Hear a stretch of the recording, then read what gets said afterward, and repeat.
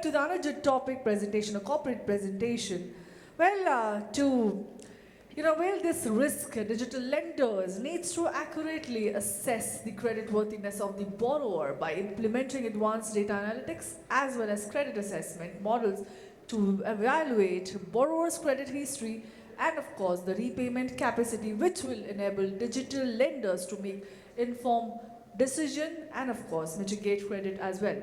So let's talk more on that and let's understand on from the another leader perspective coming on stage and joining us for corporate presentation, topic being balancing risk and borrower experience for a successful digital lending. I shall now warmly welcome Mr. Sanoop Sashindran, product lead, Sentinel FinBox. Can we have a hugest round for him? Come on, everybody. Well, over to you, and we are looking forward for an absolutely amazing topic. Thank you so much. Great. Yeah, hi everyone. I hope you can hear me. My name is Sanoop Sashindran. I am a product lead at FinBox, and I'm here to talk about balancing risk and borrower experience for successful digital lending. Now, before I go ahead, I want to give a rough outline of what I'll be talking about. So, we will cover how digital lending has evolved over time and why there is a need for a BRE.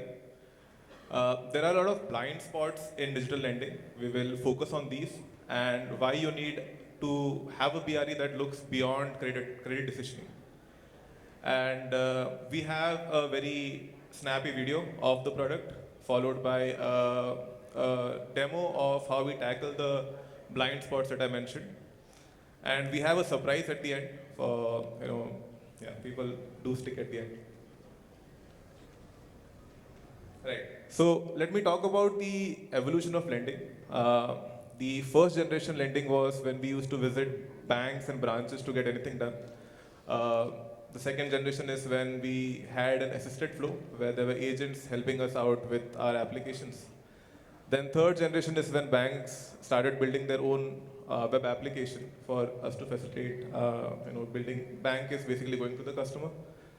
Fourth generation is where most of us are right now, where we partner with fintechs or third-party, partners. Basically, it's a new paradigm called business as a service.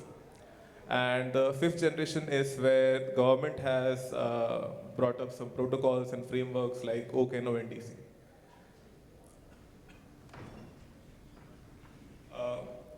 So there has been evolution in the way lending is done, but the way lending operations work are very fragmented. They operate in silos. Lending in itself is a quite complex topic. There are a lot of interconnected pieces, and like assisted lending, you have underwriting, you have collections, you have KYC, and these independently operate in silos, making it difficult for you to have niche customizations to target specific market. And with the new generations of lending, I think that becomes a huge challenge. And operating in silos basically leads to a lot of inefficiencies. You will have higher drop-offs because your lending is not, your journey is not customizable. You have limited visibility of the users, and you don't have a 360 view, so you don't tend to, figure out what opportunities you can get. Cross-sell and upsell are often fall short because of the operational expense that adds on. Right. So partnership strategy is an important piece. Again, talking from cross-sell upsell point, wherein whenever you want to onboard a new partner, there is a lot of heavy lifting that you have to do again, and this adds into a lot of time for you to go live. And there's a lot of regulationary concern whenever you onboard a new third party. So you have to be sure about it because, I think everyone knows your RBI has not been a good friend. So we all know BRE is focusing on underwriting. We need to look at what other things can be used. Like, why do you need a centralized unit to control your lending operations? Other than your underwriting policies and looking at parameters, a customer's journey is also a function of his risk profile. Now, what I mean by that is, the longer the journey is, the quality of your customer keeps deteriorating. Why? Because a good customer might not want a lengthy journey. He would want things to be done in like 5 or 6 steps. But if you give him a long journey, it would be you're basically catering to desperate customers. So your quality of borrowers keeps deteriorating. And also, if you have a set process where you have 1, 2, 3 steps, which every customer has to do, it also adds to your cost of operations. Um, Wherein, how you have to think about this is you have a top of the funnel users coming in, and you need to have checks at various segments so that you can reduce the cost as the user flows into your system, so that you cater to the borrower quality that you want to target. A very rough example would be, why would you want to take a bank statement of a customer when you know his PIN code is not serviceable and his bureau is not that great? Uh, yeah, dynamic pricing is something which I think all of us here are familiar with, wherein you price your interest rate based on the quality of customer. And you would want to replicate that across different partners. And that has to be controlled by a layer which is like a brain of your entire operation. Few more points, like the way you review cases. There might be a credit manager 1, credit manager 2 who reviews cases whenever it goes to manual review. As we had a discussion earlier by the panelists here, that even though the journey is digital, there is always a manual intervention required. Now, when you have these flows of which user would be approving or rejecting a customer, you need to have a clear audit trail of where this user is going. And a very small point when you want to transition a new policy across different programs, that should be a one-click solution, not doing the entire heavy lifting again. So basically what I'm trying to say is that the risk engine should look beyond credit decisioning. It should focus on borrower experience, which is the way you structure your journey based on the kind of persona coming to you, dynamic pricing, and the scalable partnership model. Now, this is where we introduced Sentinel, which is the next generation business rule engine, wherein if we look at the architecture here, we have the ecosystem of the banks on the left side, and where the data flows into Sentinel, which is consumed by a primary persona, let's call it your risk team. It can be for credit card, it can be for insurance, it can be for pure lending. You build different flows, like if it's a KYC, fraud, underwriting, even the journey orchestration are modules that you can configure, and you create policies for different generations of lending. It can be partnership, it can be your own internal lending. And you can customize these journeys for different partners, because it might be demography centric, so you might want to create different journeys for different demography. And all of this then flows back to the warehouse where your risk team can analyze data and make further decisions. I'll quickly talk about the impact that Sentinel has had with our lenders. So, how underwriting works is that you usually have a risk team and a second persona, which can be your IT team or a third-party BRE. Your risk team creates or drafts a strategy and gives the document to the second persona. They draft the policy, give the result back to the risk team, and there is a full cycle here. And a lot of time is lost here because there might be communication gap, the expectations were wrong, and the time to market suffers because of this. And we have been a victim of this because we used to do the exact same thing with our lenders, where we used to draft the policies deep inside code, and it was not a scalable model when we kept scaling. So, and it feels wrong that your risk person who is drafting the strategy does not have full control of what is been written. So we've basically created a tool that allows risk manager to draft policy themselves, It is not a new language for them. It is very much Excel friendly, wherein you write expressions and you can test, simulate all of that. And earlier, without Sentinel, we used to have 4 to 5 policies going live a month. Now we have around 10 policies going live a week. So that's more than a policy going live a day. So that is the scale in which our lenders are operating in. And to do this, they need to have a strong system that can allow you to deploy policies in a controlled manner. Backtesting is something which pretty much everyone here must have heard of, where you run your policy on previous evaluated customers and you test if your assumptions are correct. But backtesting also has a bit of a flaw, as in you are still verifying your assumption. You really don't know how it is going to work when you go live, when you are evaluating real customers. So we built a tool which we call a canary mode, wherein you can run a new policy in parallel to your current business policy, and it will keep running, it will keep evaluating real-time cases, so you get clear insights of how this policy would have performed if it goes live. So you have this ability to make changes in a controlled manner without impacting your business, and that's one of the reasons why our lenders are able to scale so fast. Increase in reach is talking about the partnership strategies. A lender was able to onboard and go live with 3 partners in a single month.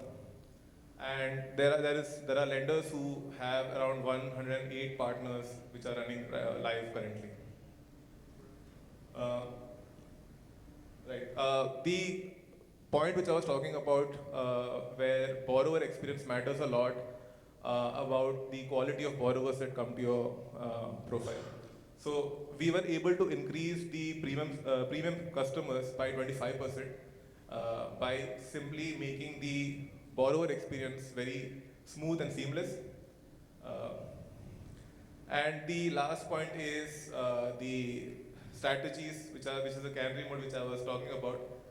Lenders are able to test a huge numbers of strategies. 25 plus strategies are currently running in live environment, which we were blown away by. I have the video which I was talking about. Just give me a second. Yeah. So this is basically introducing Sentinel and all the features.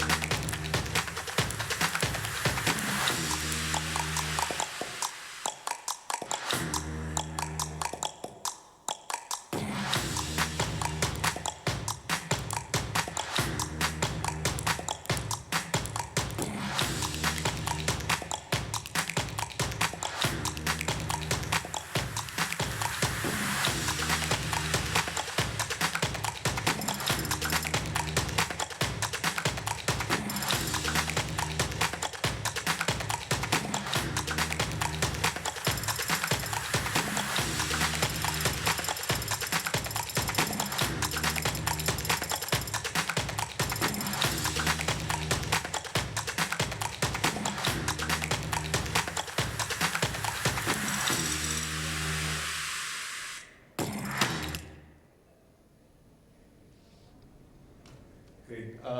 It looks quite snappy. So it's not just all marketing. I would like to show you a live demo of how the tool actually looks. So the basic pain points that we were talking about, borrower experience, partnership, and dynamic pricing. I would like to show you how we can configure that in Sentinel. So basically how we treat a policy is as a workflow.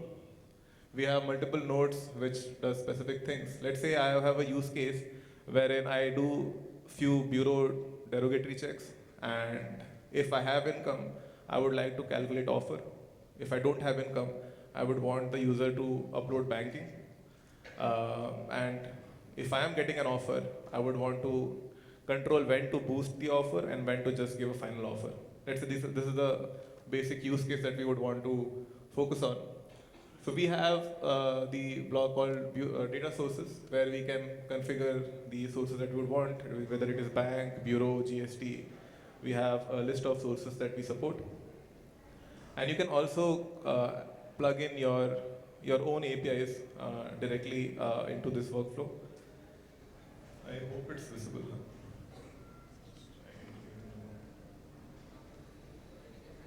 Yeah. So let's say I have few derogatory checks that I would want to make, very simple rules, bureau score and obligations. And I'll try adding a rule just so that everyone understands how this works. And let's say if the rules are approved, then we would want to do an income check. Otherwise, I would straight up reject the customers. Right? And if I am able to get an income, if my income check passes, then I would want to go ahead and do my offer calculations. Otherwise, I would want to control the borrower journey and show him a banking screen. Now, I did mention about the dynamic pricing. So this is how we are able to handle complex dynamic pricing structures. Like, let's say your interest is dependent on your bureau score and the income of the customer. You can have a very simple way of drafting this table. Uh, just to explain this, if your bureau score is greater than 800 and income is greater than 80,000, you would get an interest of 12. And that goes across. You can add as many numbers of columns and create a complex flow as per your requirement. Then we have a block which does your offer calculations. If you see, the way we write it is very similar to your Excel functions. We have a lot of functions in the tool here which are very similar to what you would have used in Excel. So it's very easy for your risk managers to create policies. And once I get an offer, I would want to control the flow as to what the customer should do next. If my offer is greater than 2 lakhs, I would just give him a final offer. Otherwise, I would give him an option to boost his current offer. So basically what Sentinel is doing is it's allowing you to draft a complex flow. So this is how a very simple personal loan flow would look like. And it also allows you to test the flow by, let's say, giving some scenarios. Let's say my bureau score is 780 and an income of say 1 lakh. When you run tests, it will showcase the path that it takes, and it will give you a detailed result of what are the rules that are passing, what are the rules that are failing, and what are the calculations that you're doing. Now, this is for a single case. You can do it, as I was saying, we have support for back testing. You can do historical, you can run it on specific loan application, or you can create your custom scenarios. So this is how we allow risk managers to draft their own policies. And you can nest policies also. So there is an option for you to add another workflow here. So you can select whatever workflow you want, and then it does the nesting for you. So you can create a very complex flow using this tool. And you can also do partnership management here. You can control the flow as to which partner should run which workflow. So yeah, that's how, lack of time, but this is how we are currently configuring the workflows on Sentinel. Now, we have the interesting offer that we were talking about. We would want to give 3 exclusive workshops for this tool. You just have to mail us on this email ID, and we would reach out to you and schedule a assessment workshop for helping your team to get onboarded on this tool. Right, I think that's it from my side. Do you have any questions? Please feel free to shoot it.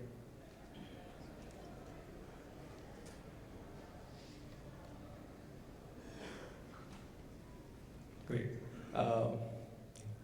I hope that was a good presentation. That's why you don't have any questions.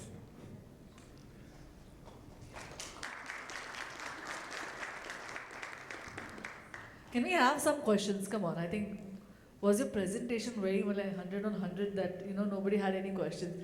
Well, let's keep it interactive, and you will be there. If anything is there, of course, we'll guide you through. But if you have any questions, feel free to raise your concern. We do have. Perfect. So the first question of the day come from there. Can we have the hand of the mic over there? Gentlemen, please, I'd like you to stand up and introduce yourself also, your name and company name. We'll love to answer it. So brace yourself as we move towards the first question of this entire productive day that we have all talked about. My name is Vishal Jain. I am Chief Risk Officer in Choice Consult. This is Jaipur-based company. It is NBFC.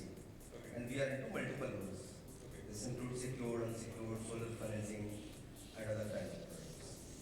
So I would like to know if I am having LOS, and that is having certain rule engines, but that is having some certain limitations.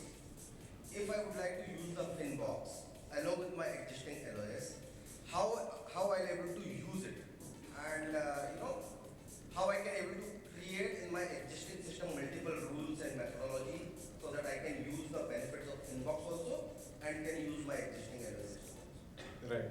So, as you know, this tool will be embedded in a core business logic. So we understand the pain point here. So we've kept it very simple for you to integrate.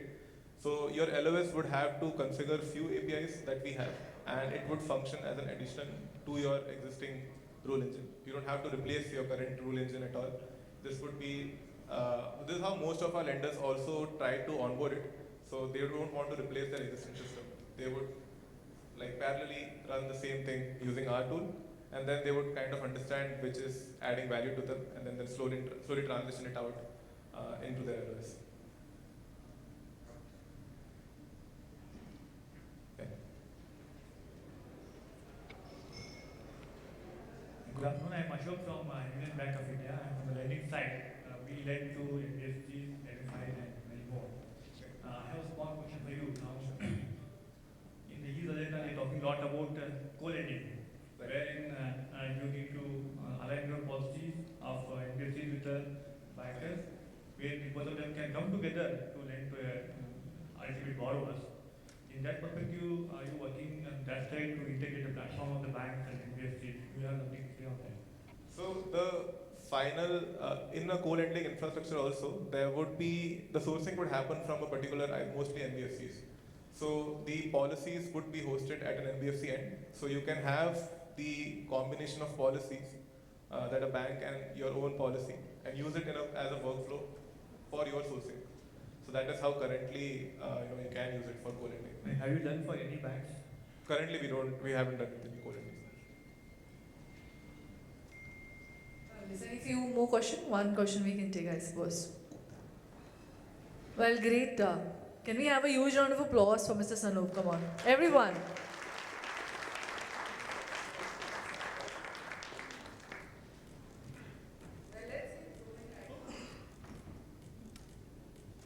Let's get going right now. I'll call upon Sabyasachi Rath, co-founder and CEO, Purple Finance Limited, on stage to felicitate Mr. Sanoop Sashindran and product lead, Sentinel, FinBox. Well, thank you so much for being here. I'll request gentlemen to please be on the center stage. Center stage, please, yeah. Well, can we have a huge round of applause for such a interactive presentation? Thank you so much.